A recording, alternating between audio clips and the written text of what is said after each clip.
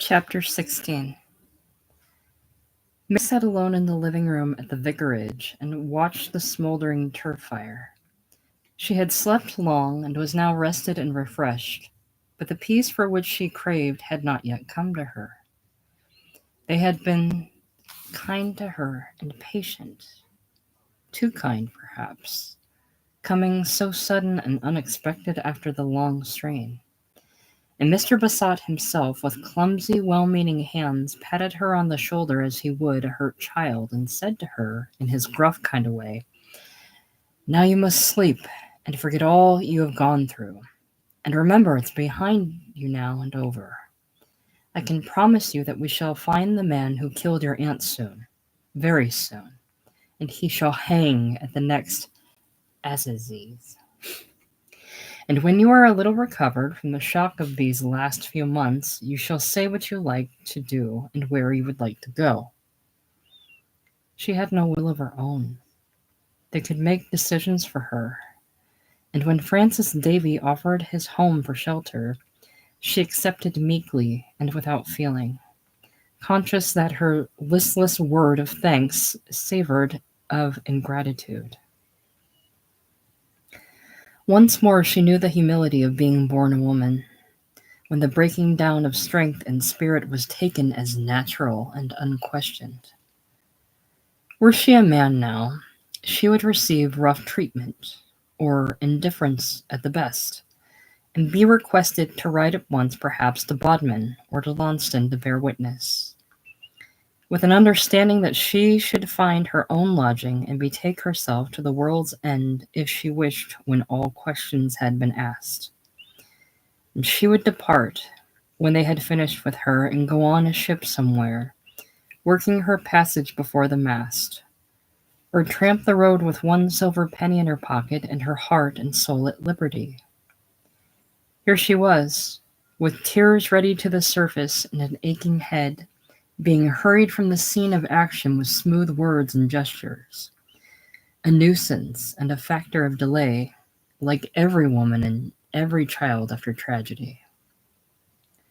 The vicar had driven her himself in the trap, with the squire's groom following behind on his horse, and he at least had the gift of silence, for he questioned her not at all, nor murmured sympathy to be both wasted and ignored, but drove swiftly to Alternan, and arrived there as his church clock struck 1.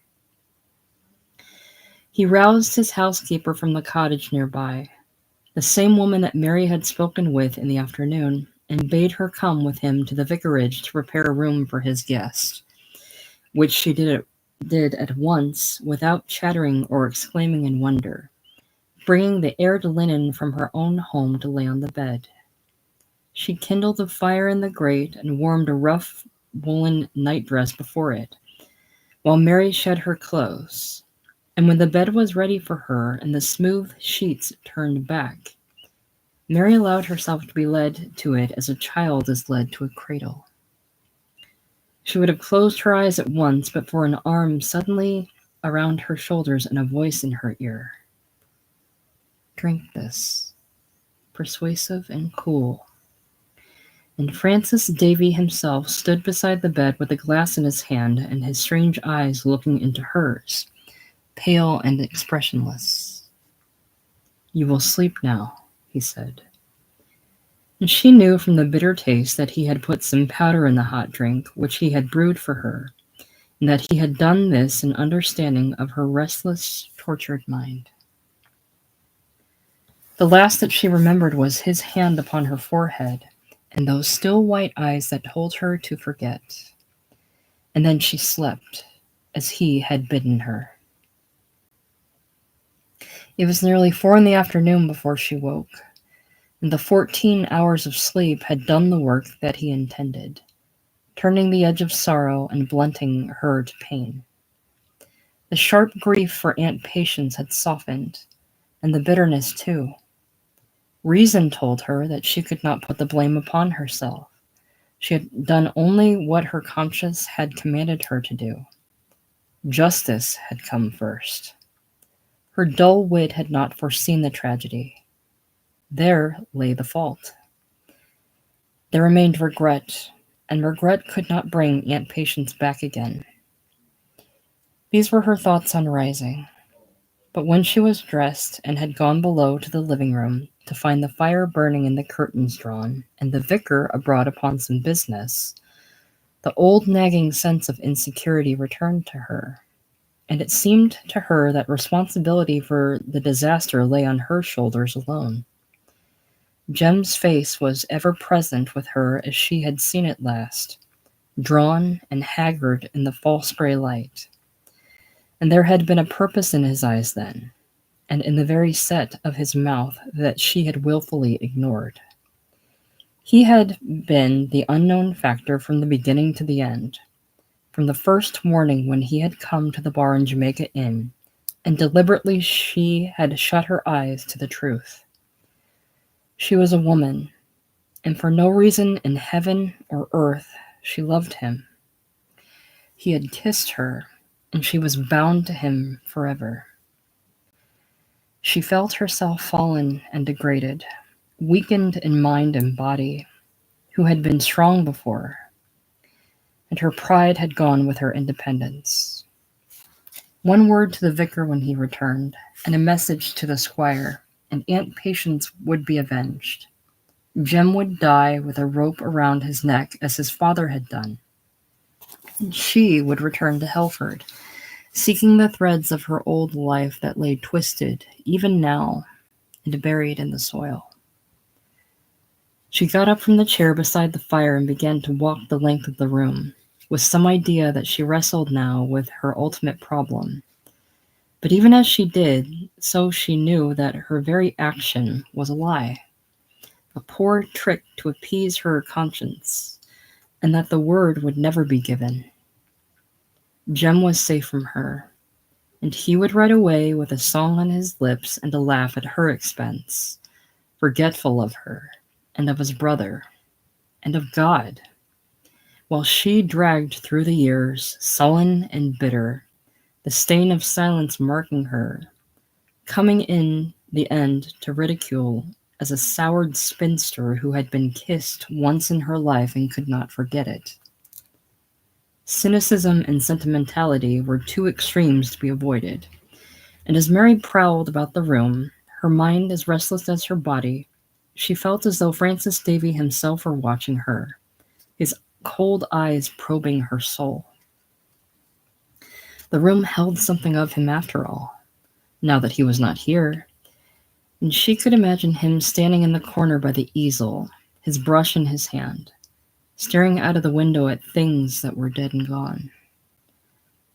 There were canvases with their faces to the wall close to the easel, and Mary turned them to the light in curiosity. Here was an interior of a church, his church, she supposed, painted in the twilight of midsummer, it would seem, with a nave in shadow. There was a strange green afterglow upon the arches, stretching to the roof, and this light was something sudden and unexpected that lingered in her memory after she had laid the picture aside, so that she returned to it and considered it once more.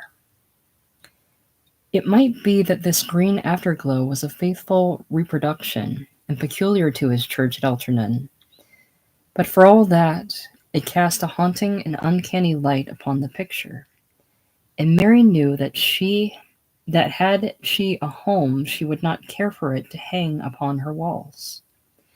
She could not have put her feeling of discomfort into words, but it was as though some spirit, having no knowledge of the church itself, had groped its way into the interior and breathed an alien atmosphere upon the shadowed nave. As she turned the paintings, one by one, she saw that they were all tainted in the same manner and to the same degree. What might have been a striking study of the moor beneath Brown Willie on a spring day, with the high clouds banked up behind the tor, had been marred by the dark color and the very contour of the clouds that dwarfed the picture and overwhelmed the scene, with the same green light predominating all. She wondered, for the first time, whether by being born albino and a freak of nature, His color sense was therefore in any way impaired, and his sight itself neither normal nor true. This might be the explanation, but even so, her feeling of discomfort remained after she had replaced the canvases with their faces to the wall. She continued her inspection of the room, which told her little, it being sparsely furnished anyway, and free of ornaments and books. Even his desk was bare of correspondence and looked seldom used. She drummed with her fingers on the polished surface, wondering if he sat here to write his sermons.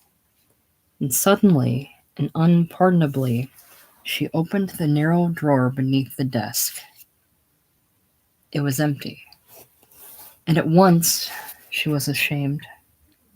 She was about to shut it when she noticed that the paper with which the drawer was laid had one corner turned, and there was some sketch drawn upon the other side.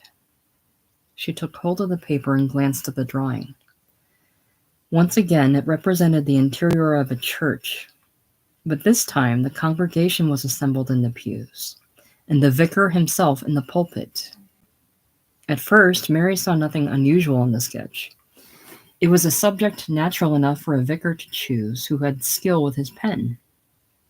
But when she looked closer, she realized what he had done. This was not a drawing at all, but a caricature, grotesque as it was horrible. The people of the congregation were bonneted and shawled, and in their best clothes as for Sunday, but he had drawn sheep's heads upon their shoulders instead of human faces. The animal jaws gaped foolishly at the preacher, with silly vacant solemnity, and their hoofs were folded in prayer. The features of each sheep had been touched upon with care, as though representing a living soul, but the expression on every one of them was the same, that of an idiot who neither knew nor cared. The preacher, with his black gown and halo of hair, was Francis Davy, but he had given himself a wolf's face, and the wolf was laughing at the flock beneath him. The thing was a mockery, blasphemous and terrible. Mary covered it quickly and replaced the paper in the drawer with the white sheet uppermost. Then she shut the drawer and went away from the desk and sat once more in the chair beside the fire. She had stumbled upon a secret, and she would rather that the secret stay concealed. This was something that concerned her not at all, but rested between the draughtsman and his God. When she heard his footstep on the path outside, she rose hurriedly and moved the light away from her chair so that she would be in shadow when he came into the room and he could not read her face. Her chair had its back to the door, and she sat there, waiting for him. But he was so long in coming that she turned at last to listen for his step. And then she saw him, standing behind her chair, having entered the room noiselessly from the hall. She started in surprise, and he came forward then into the light, making apology for his appearance. "Forgive me," he said. "You did not expect me so soon, and I have blundered into your dreams." She shook her head and stammered an excuse, and then he asked at once after her health and how she had slept, stripping himself of his greatcoat as he spoke and standing before the fire in his black clerical dress. "Have you eaten today?" he asked. And when she told him she had not, he took out his watch and noted the time, a few minutes before 6, which he compared with the clock upon his desk. "You have supped with me before, Mary Yellen, and you shall sup with me again," he said. "But this time, if you do not mind, and if you are rested enough, you shall lay the table and fetch the tray from the kitchen. Hannah will have left it prepared, and we will not trouble her again. For my part, I have writing to do. That is, if you have no objection." She assured him that she was rested and would like nothing better than to make herself useful. And he nodded his head then and said, "At 6:45, turning his back on her. And she gathered she was dismissed. She made her way to the kitchen, put something out of countenance at his abrupt arrival, and she was glad that he had given her an added half hour to herself, for she had been ill prepared for conversation when he found her.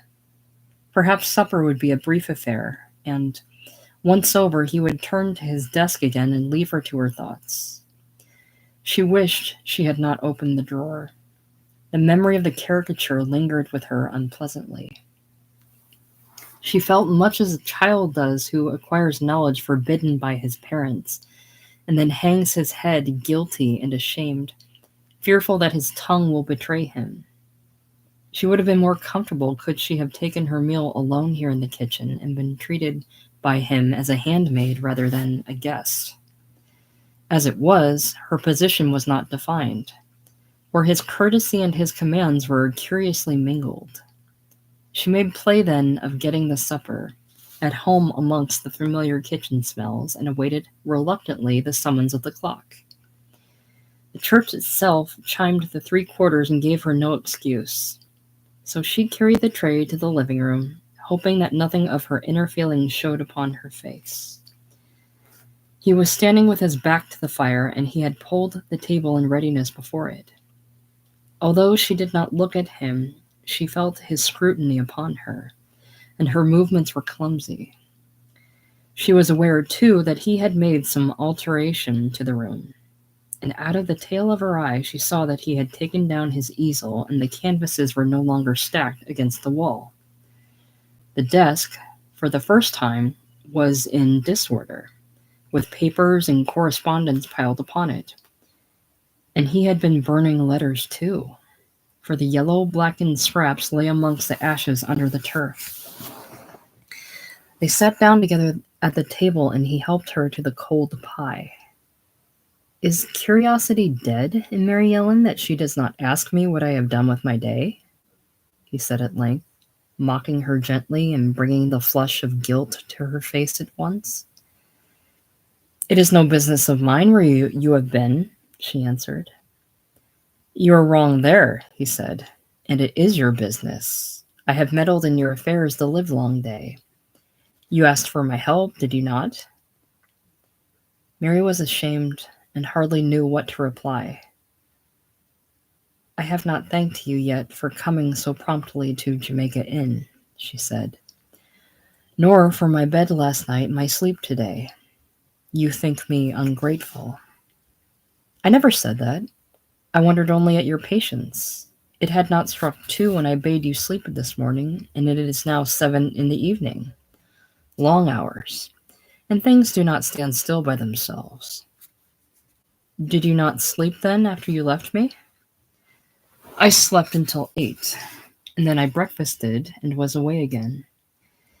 My gray horse was lame, and I could not use him, so progress was slow with the cob. He jogged like a snail to Jamaica Inn, and from Jamaica Inn to North Hill." "You have been to North Hill?" "Mr. Bassat entertained me to luncheon.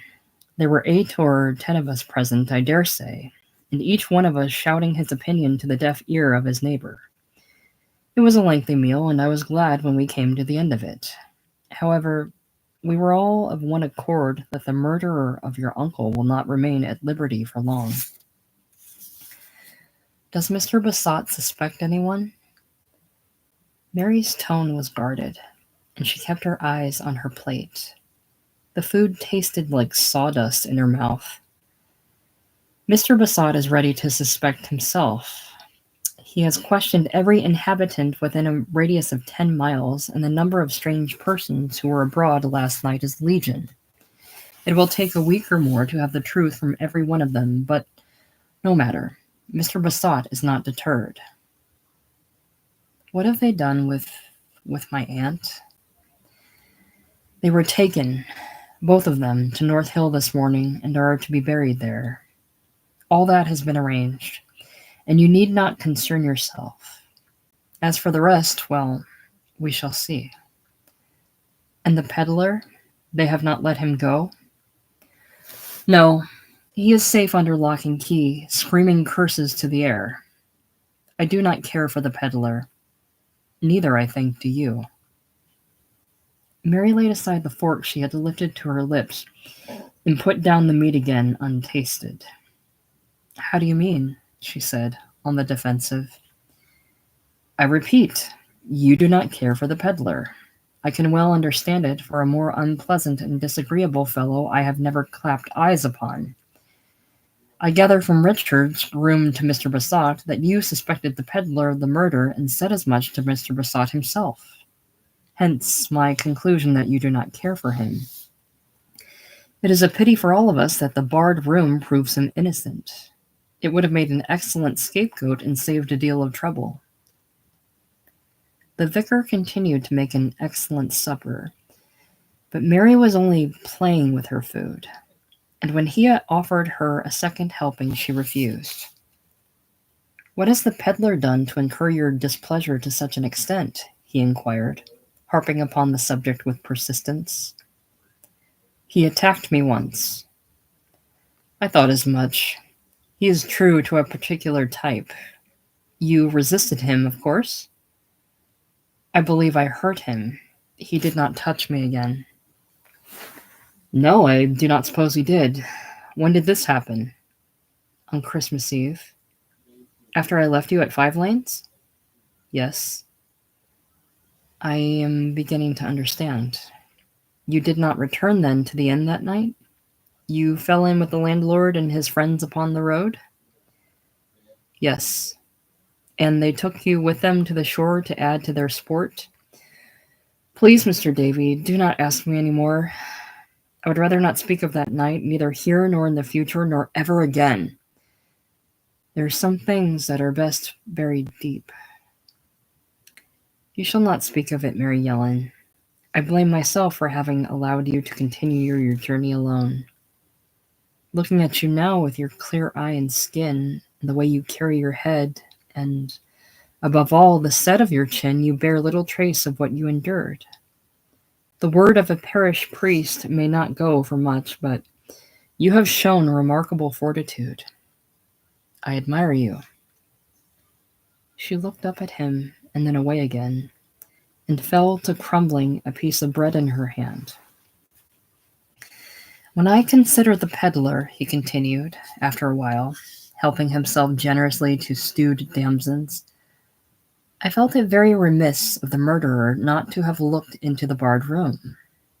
It may have been that he was pressed for time, but a minute or two could hardly have affected the issue, and he would most certainly have made the whole affair more thorough.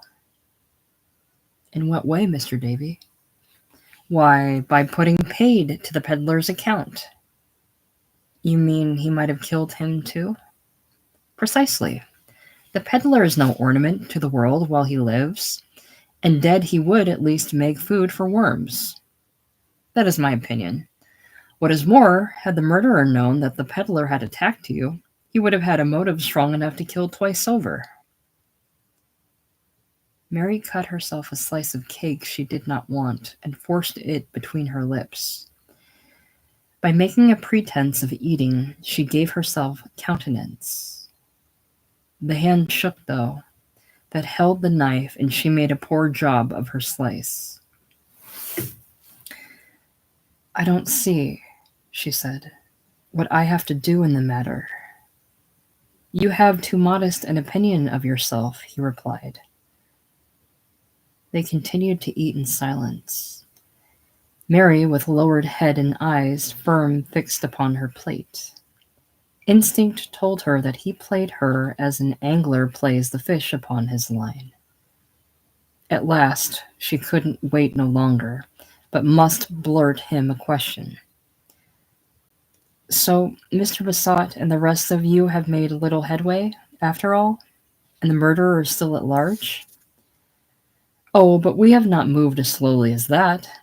Some progress has been made.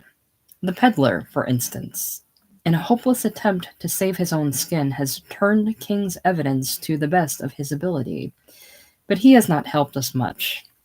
We have had from him a bald account of the work done on the coast on Christmas Eve, in which he says he took no part, and also some patching together of the long months that have gone before. We heard of the wagons that came to Jamaica Inn by night, among other things, and we were given the names of his companions. Those he knew, that is to say. The organization appears to have been far larger than was hitherto supposed. Mary said nothing. She shook her head when he offered her the damsons. In fact, continued the vicar, he went so far as to suggest that the landlord of Jamaica Inn was their leader in name only, and that your uncle had his orders from one above him. That, of course, puts a new complexion on the matter. The gentleman became excited and a little disturbed. What have you to say of the peddler's theory? It is possible, of course. I believe you once made the same suggestion to me? I may have done, I forget. If this is so, it would seem that the unknown leader and the murderer must be one and the same person. Don't you agree? Why, yes, I suppose so. That should narrow the field considerably. We may disregard the general rabble of the company and look for someone with a brain and a personality. Did you ever see such a person at Jamaica Inn? No, never. He must have gone to and fro in stealth, possibly in the silence of the night when you and your aunt were abed and asleep. He would not have come by the high road, because you would have heard the clatter of the horse's hoofs. But there is always the possibility that he came on foot, is there not? Yes, there is always that possibility, as you say. In which case, the man must know the moors, or at least have local knowledge. One of the gentlemen suggested that he lived nearby, within walking or riding distance, that is to say.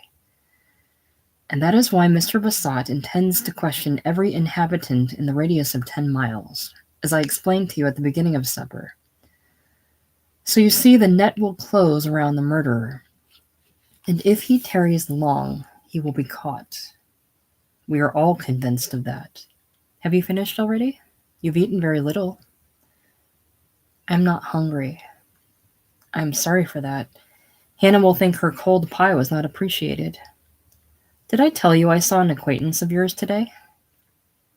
No, you did not. I have no friends but yourself. Thank you, Mary Ellen. That is a pretty compliment, and I shall treasure it accordingly. But you are not being strictly truthful, you know.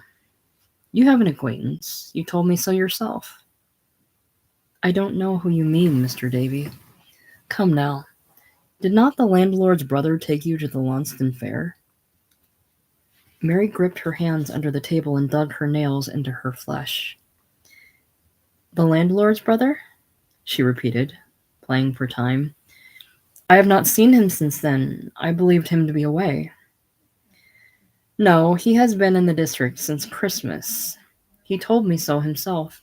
As a matter of fact, it had come to his ears that I had given you shelter, and he came up to me with a message for you. Tell her how sorry I am. That is what he said. I presume he referred to your aunt. Was that all he said? I believe he would have said more, but Mr. Bassat interrupted us. Mr. Bassat? Mr. Bassat was there when he spoke to you? Why, of course. There were several of the gentlemen in the room. It was just before I came away from North Hill this evening when the discussion was closed for the day. Why was Jem Merlin present at the discussion? He had a right, I suppose, as brother of the deceased. He did not appear much moved by his loss, but perhaps they did not agree. Did Mr. Bassat and the gentleman question him? There was a considerable amount of talk amongst them the whole day. Young Merlin appears to possess intelligence. His answers were most astute. He must have a far better brain than his brother ever had. You told me he lived somewhat precariously, I remember. He stole horses, I believe? Mary nodded. Her fingers traced a pattern on the tablecloth. He seems to have done that when there was nothing better to do, said the vicar. But when a chance came for him to use his intelligence, he took it. And small blame to him, I suppose. No doubt he was well paid. The gentle voice wore away at her nerves, pin-pricking them with every word. And she knew now that he had defeated her, and she could no longer keep up the pretense of indifference. She lifted her face to him, her eyes heavy with the agony of restraint, and she spread out her hands in supplication. "What will they do to him, Mr. Davy?" she said. "What will they do to him?" Pale, expressionless eyes stared back at her, and for the first time she saw a shadow pass across them and a flicker of surprise. "Do?" he said, obviously puzzled. "Why should they do anything? I suppose he has made his peace with Mr. Besot and has nothing more to fear. They will hardly throw old sins in his face after the service he has done them." "I don't understand you. What service has he done?" "Your mind works slowly tonight, Mary Yellen, and I appear to talk in riddles. Did you not know that it was Jem Merlin who informed against his brother?" She stared at him stupidly, her brain clogged and refusing to work. She repeated the words after him like a child who learns a lesson. Jem Merlin informed against his brother? The vicar pushed away his plate and began to set the things in order on the tray. "Why, certainly," he said. "So Mr. Besot gave me to understand. It appears that it was the squire himself who fell in with your friend at Launceston on Christmas Eve and carried him off to North Hill, as an experiment. 'You've stolen my horse,' said he, 'and you're as big as a rogue as your brother. I've the power to clap you in jail tomorrow, and you wouldn't set eyes on a horse for a dozen years or more. But you can go free if you bring me proof that your brother at Jamaica Inn is the man I believe him to be.' Your young friend asked for time, and when the time was up he shook his head. 'No,' said he, 'you must catch him yourself if you want him. I'm damned if I'll have truck with the law.' But the squire pushed a proclamation under his nose. 'Look there, Jim,' he said, 'and see what you think of that. There's been the bloodiest wreck on Christmas Eve since the Lady of Gloucester went ashore above Padstow last winter. Now will you change your mind?' As to the rest of the story, the squire said little in my hearing. People were coming and going all the time, you must remember, but I gather your friend slipped his chain and ran for it in the night, and then came back again yesterday morning, and they thought to have seen the last of him, and went straight to the squire as he came out of church and said, as cool as you please, 'Very well, Mr. Besot, you shall have your proof.' And that is why I remarked to you just now that Jem Merlin had a better brain than his brother." The vicar had cleared the table and set the tray in the corner, but he continued to stretch his legs before the fire and take his ease in the narrow, high-backed chair. Mary took no account of his movements. She stared before her into space, her whole mind split, as it were, by his information. The evidence she had so fearfully and so painfully built against the man she loved collapsing into nothing like a pack of cards. "Mr. Davy," she said slowly, "I believe I am the biggest fool that ever came out of Cornwall." "I believe you are, Mary Yellen," said the vicar. His dry tone, so cutting after the gentle voice she knew, was a rebuke in itself, and she accepted it with humility.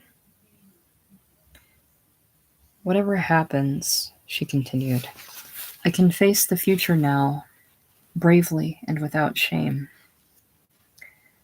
"I am glad of that," he said. She shook her hair back from her face and smiled for the first time since he had known her. The anxiety and the dread had gone from her at last. "What else did Jem Merlin say and do?" she asked. The vicar glanced at his watch and replaced it with a sigh. "I wish I had the time to tell you," he said, "but it is nearly 8 already. The hours go by too fast for both of us.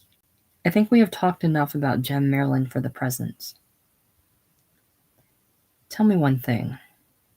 Was he at North Hill when you left? He was. In fact, it was his last remark that hurried me home. What did he say to you? He did not address himself to me. He announced his intention of riding over tonight to visit the blacksmith at Warlegen. Mr. Davy, you are playing with me now. I most certainly am not. Warlegen is a long trek from North Hill, but I dare say he can find his way in the dark. What has it to do with you if he visits the blacksmith? He will show the nail he picked up in the heather down in the field below Jamaica Inn. The nail comes from a horse's shoe. The job was carelessly done, of course. The nail was a new one, and Jem Merlin, being a stealer of horses, knows the work of every blacksmith on the moors. Look here, he said to the squire. I found it this morning in the field behind the inn. Now you have had your discussions and want me no more. I'll ride to Warlegen with your leave and throw this in Tom Jory's face as bad workmanship. Well, and what then? Said Mary. Yesterday was Sunday, was it not? And on Sunday no blacksmith plies his trade unless he has great respect for his customer. Only one traveler passed Tom Jory's smithy yesterday and begged a new nail for his lame horse. And the time was, I suppose, somewhere near 7 o'clock in the evening. After which the traveler continued his journey by way of Jamaica Inn. How do you know this? Said Mary. Because the traveler was the vicar of Alternan, he said.